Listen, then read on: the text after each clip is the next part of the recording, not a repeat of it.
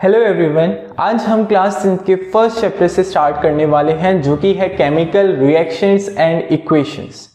If we start from the name of this chapter that is chemical reaction, तो इसको समझने के लिए हमें हमारे बेस पर जाना पड़ेगा। हमें याद होगा कि हमने चेंजेस के बारे में पढ़ा था कि चेंजेस दो तरीके के होते हैं, that is physical change and the chemical change. If we talking about the physical change, तो फिजिकल चेंज हमने उसको बोला था जिसमें कोई नया प्रोडक्ट फॉर्म ना हो। The change in which no new product is form is called the physical change. मतलब जैसे मान लीजिए हमने वाटर से आइस को बना दिया, we convert the water into ice. So if we talking about the chemical formula name of water is H2O। Water का केमिकल फॉर्मूला नेम क्या होगा? H2O। And we if talking about the chemical formula name of ice then it is also H2O। तो अगर हम water की बात करें तो वो भी H2O, and if we talking about ice it is also H2O। Means कि इसमें कोई भी चेंजेस नहीं आया। तो ऐसे चेंजेस जिसमें कोई भी चेंज ना आए, मीन्स कोई भी नया प्रोडक्ट फॉर्म ना हो, जो फॉर्म है ऑलरेडी प्रोडक्ट, हमने बस उसकी स्टेट को चेंज कर दिया, ऐसे चेंजेस को हम क्या बोलते हैं? Physical change. If we talking about the physical change, तो फिजिकल चेंज एक रिवर्सिबल चेंज होता है। मीन्स अगर आपने डायरेक्शन को फॉरवर्ड डायरेक्शन में मूव किया है, so we can easily move in backward direction also. मतलब अगर हमने आइस से वाटर बनाया है तो हम वाटर से दोबारा आइस भी बड़ी इजीली बना सकते हैं। तो ये था हमारा फिजिकल चेंज, जिसके बारे में हमें इस चैप्टर में एक वर्ड भी डिस्कस नहीं करना। इंपॉर्टेंट चीज क्या है हमारे लिए? Chemical change. So if we start from the chemical change, so the change in which new product is form, वो चेंज जिसमें कोई नई चीज फॉर्म हो जाए। If we talking about an example, like हमने मिल्क से कर्ड बना दिया। So if we talking about the properties of milk is much differ from the properties of the curd. Curd से मिल्क की प्रॉपर्टी बहुत ज्यादा अलग होगी। तो इंपॉर्टेंट चीज क्या है कि केमिकल चेंज हम उस चेंज को बोलेंगे जिसमें कोई नई चीज फॉर्म हो जाए, एंड फिजिकल चेंज हम उस चीज को बोलेंगे जिसमें कोई भी नई चीज फॉर्म ना हो। केमिकल चेंज की बात करें तो ये एक इरिवर्सिबल चेंज होता है। मतलब अगर इसमें रिएक्शन एक बार हम फॉरवर्ड डायरेक्शन में ले गए तो उसको बैकवर्ड ला पाना is just like impossible.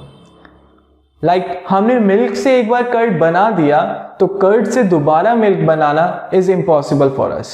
So important चीज कि केमिकल चेंज एक इरिवर्सिबल चेंज होता है। आई थिंक क्लियर हो गया होगा। तो इसका इस चैप्टर से लेना देना क्या है?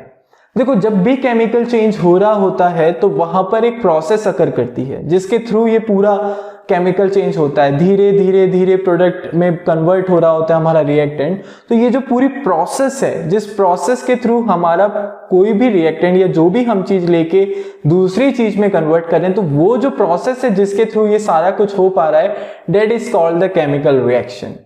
सो केमिकल रिएक्शन क्या है? जब भी जहां पर भी केमिकल चेंज हो रहा होगा वहां पर जो प्रोसेस अकर कर रही है, जिस प्रोसेस के थ्रू ये सारी चीजें हो रही हैं, that process is called the chemical reaction. अगर हम केमिकल रिएक्शन को थोड़ा सा और समझने की कोशिश करें तो उससे पहले जस्ट छोटा सा हमें दो चीज पढ़नी होंगी, that is the reactant and the product. Reactant and the product. Reactant की अगर हम बात करें तो देखो, जब भी हम कुछ रिएक्शन कराने की कोशिश कर रहे हैं तो वहां पर दो चीजें होती हैं, एक जो हमने मिलाया है और एक जो हमें बाद में मिला है।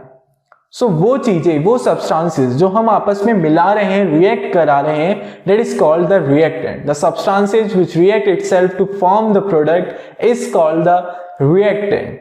And if we talking about the product, तो हमने जिन चीजों को मिला दिया एंड उसके मिलने की वजह से जो नई चीज हमें मिल रही है, जो न्यू प्रोडक्ट हमें मिल रहा है, that is called the product. Very good. So the resultant of the chemical reaction, किसी भी केमिकल रिएक्शन का जो रिजल्टेंट है, जो फाइनल चीज हमें मिल रही है, that is called the product. तो अब अगर हम थोड़ा सा केमिकल रिएक्शन को डीपली समझने की कोशिश करें तो ये क्या होती है?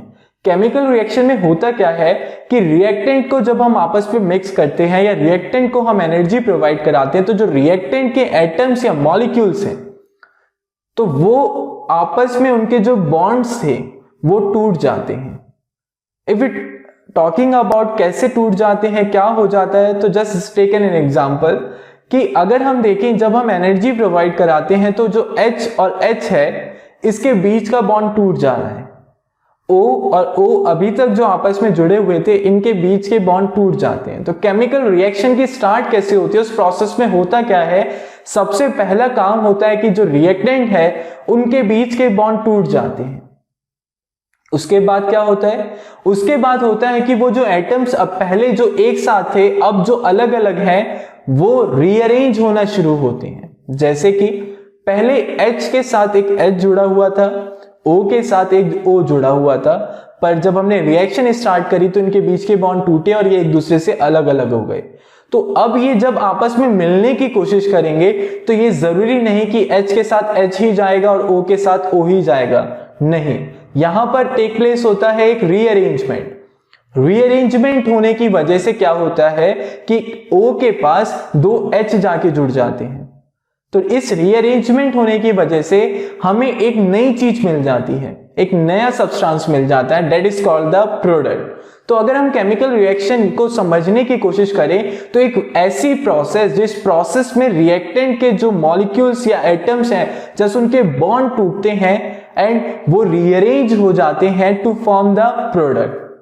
प्रोडक्ट बनने के लिए is called the chemical reaction. I think clear हो रहा होगा। एग्जाम्पल भी हमने देखा like H2 plus O2 give H2O, मतलब हाइड्रोजन को जब हम ऑक्सीजन के साथ रिएक्ट कराते हैं तो हमें वाटर मिलता है। आई थिंक यहां तक सब कुछ क्लियर हो रहा होगा। देखिए हमें ये तो समझ आ गया कि देखो केमिकल रिएक्शन होती क्या है, but if you talking about कि हमारे सामने कहीं पर केमिकल रिएक्शन हो रही होगी तो हम कैसे आइडेंटिफाई कर सकते हैं कि इस प्लेस पर केमिकल रिएक्शन हो रही है या नहीं हो रही है। तो इस चीज को समझने के लिए हमारे पास कुछ पॉइंट्स हैं जिस पॉइंट के थ्रू हम ये इजीली अंडरस्टैंड कर सकते हैं कि कहीं पर केमिकल रिएक्शन हो रही है या कहीं पर केमिकल रिएक्शन नहीं हो रही है। तो इसके लिए हम 5 पॉइंट पढ़ने वाले हैं। ये चीज जरूरी नहीं कि इनमें से कोई एक पॉइंट आपको अगर नजर आया तो ये श्योरिटी है कि केमिकल रिएक्शन हो रही होगी। ध्यान से सुनना मैं क्या कहना चाह रहा हूं। इन पॉइंट की हेल्प से हम ये जस्ट एक आइडिया लगा सकते हैं, एक पॉसिबिलिटी जाहिर कर सकते हैं कि हाँ हो सकता है यहां पर केमिकल रिएक्शन हो रही हो। It is not a compulsory. ये कंपल्सरी नहीं है कि इनमें से कोई भी एक चीज अगर आपको नजर आई तो केमिकल रिएक्शन हो रही है। तो उन पॉइंट्स पर जाते हैं जिस पॉइंट से हम इसको डील करने वाले हैं। सो इसमें फर्स्ट पॉइंट है चेंज इन स्टेट। अगर हमारे सामने जो सब्सटेंसेस रखे हैं हमने रिएक्ट कराए हैं उनकी स्टेट में चेंज आने लगे तो भी हम क्या कह सकते हैं कि हम वहां पर क्या हो रही होगी, केमिकल रिएक्शन। सेकेंड पॉइंट की अगर हम बात करें चेंज इन टेम्परेचर। टेम्परेचर में चेंज आने की वजह से भी हम ये बोल सकते हैं कि वहां पर क्या हो रही होगी, केमिकल रिएक्शन। एक चीज पर ध्यान रखना, मैं बोल रहा हूं हो रही होगी, नॉट कंपल्सरी। तो नेक्स्ट अगर हम पॉइंट पर जाएं that is the change in colour. जहां पर भी कलर में चेंज आ रहा होगा वहां पर भी पॉसिबिलिटी है कि वहां पर क्या हो रही हो, chemical reaction. If we're talking about evolution of gas, कहीं पर भी गैस का इवोल्यूशन मतलब जस्ट बबल की फॉर्म में, जस्ट बबलिंग। पता है हमें कैसे पता लगता है किसी भी सॉल्यूशन में गैस रिलीज हो रही है? गैस का कभी कभी गैस का कुछ ना कुछ कलर होता है बट स्टिल कुछ गैसेस कलरलेस होती हैं। तो हमें कैसे नजर आती हैं कि कहीं पर जस्ट गैस निकल भी रही है या नहीं? तो जिस भी टेस्ट ट्यूब में हमने सॉल्यूशन को ले रखा होता है जैसे उसमें बबलिंग होना शुरू हो जाती है, जिससे हम ये आइडेंटिफाई कर सकते हैं कि हाँ यहाँ पर गैस निकल रही है, इवोल्यूशन ऑफ गैस हो रहा है। तो कहीं पर भी अगर इवोल्यूशन ऑफ गैस होगा तो हम क्या कह सकते हैं वहां पर क्या हो रही होगी, chemical reaction. And last thing is which is most important that the formation of PPT. Formation of the PPT. If you talking about what is the PPT, it is not the presentation, it is PPT, precipitate. If we talking about what is the precipitate, I think देखो कभी कभी क्या होता है ना reaction में हमने दो चीजों को आपस में मिला दिया, A एंड B हमने आपस में मिला दिया एंड इनके मिलाने की वजह से क्या होता है कि कभी सडनली एकदम से कोई चीज नीचे जाके सेटल डाउन हो जाती है, नीचे जाके इकट्ठा हो जाती है। तो वो चीज जो नीचे जाके इकट्ठा हो गई है उसी चीज को हम क्या बोलते हैं, पीपीटी। किसी भी रिएक्शन के दौरान हमारा कोई भी सॉलिड सब्सटेंस, और सॉलिड सब्सटेंस कैसा होना चाहिए, इनसॉल्युबल। तो किसी भी रिएक्शन के दौरान अगर हमारा कोई सॉलिड चीज नीचे जाके सेटल डाउन हो गई है, इनसॉल्युबल चीज, इनसॉल्युबल सॉलिड चीज नीचे जाके सेटल डाउन हो गई है, तो उसी चीज को या वही सब्सटेंस या वही कंपाउंड को हम क्या बोलते हैं, पीपीटी, प्रेसिपिटेट। तो कहीं पर भी अगर रिएक्शन में जब भी हमने दो चीजों को मिलाया और वहां पर पीपीटी का फॉर्मेशन होने लगे, तो हम क्या आइडेंटिफाई कर सकते हैं कि हाँ, हो सकता है कि वहां पर क्या हो रही हो, केमिकल रिएक्शन।